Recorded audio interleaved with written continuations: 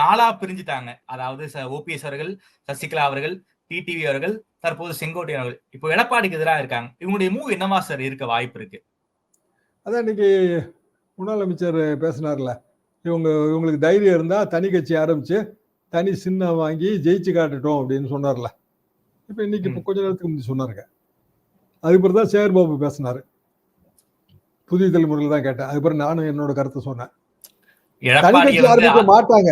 அதான் அதுல என்னன்னாங்க, ஓபிஎஸ் தனி கட்சி ஆரம்பிச்சாருன்னா வழக்கு பூரா அடிபட்டு போயிடும். செங்கோட்டையே நான் வழக்கு போடுவேன்ட்டாரு. தனி கட்சி ஆரம்பிச்சுட்டு வழக்கு போட முடியாது. டிடிவி தனி கட்சி ஏற்கனவே தனி கட்சி வச்சிருக்காரு. சசிகலாமா நான் தாங்க அதிமுக பொதுச் செயலாளர்ன்றாங்க. அவங்க நிலைப்பாடு அதானே, சசிகலாமா நிலைப்பாடு அதானே, நான் தான் அதிமுக பொதுச் செயலாளர், அதான நிலைப்பாடு. அப்புறம் எப்படி தனி கட்சி ஆரம்பிக்க முடியும்? மாட்டாங்க. அப்போ டிடிவி ஒரு கட்சி ஆரம்பிச்சிருக்காரு. அப்ப இவங்க ஏதாவது ஒரு வகையில அகாமடேட் ஆகணும்னா விஜய் மாதிரியானவர்கள் ஒரு கூட்டணி அமைச்சா அந்த கூட்டணிக்குள்ள போகலாம், சில சீட்டுகள் வாங்கலாம். இப்போ கோபிச்செட்டிப்பாளையத்திலேயே கூட செங்கோட்டையன் வாங்கலாம். ஏங்க அவர் அதிமுக கன்னியூ பண்ணியிருந்தாலும் கோபிச்செட்டிப்பாளையத்தில் அவருக்கு டிக்கெட் கிடையாதுங்க.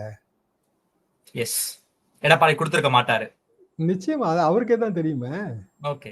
அவருக்கு ஒரு அடிப்படை உறுப்பினர் தரங்க இழப்பதற்கு என்னங்க இருக்கு? கிழிஞ்ச சட்டை ஆயிடுச்சு சார். வழக்குக்கு போனாலும் என்ன சார் நடக்க வாய்ப்பு இருக்கா?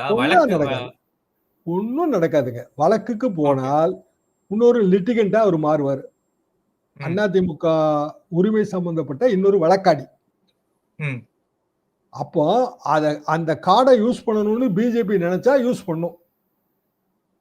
ஓகே, சோ அத அடிப்படையா வைத்துக் கொண்டு சின்னத்தை முடக்கலாம்னு சொல்ல வரீங்களா?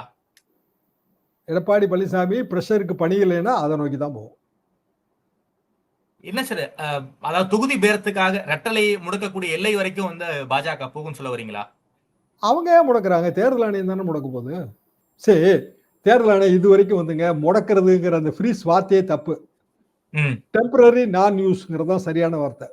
ஓகே, இத்தனை வழக்குகள் இருக்கு. இவங்க வழக்கு போட்டவனும் சும்மா இருப்பாரா? செங்கோட்டைய தேர்தல் ஆணையத்துக்கு லெட்டர் போட மாட்டாரா?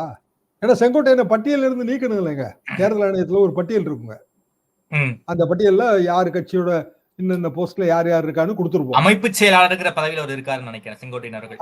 அப்ப அதை நீக்கி தேர்தல் ஆணையத்துக்கு ஒரு கடிதம் கொடுக்கணும்ல. ஆமா, கொடுப்பாங்க. அப்படி அந்த கடிதத்தை ஏற்கக்கூடாதுன்னு இவர் ஒரு கடிதம் கொடுப்பார்ல.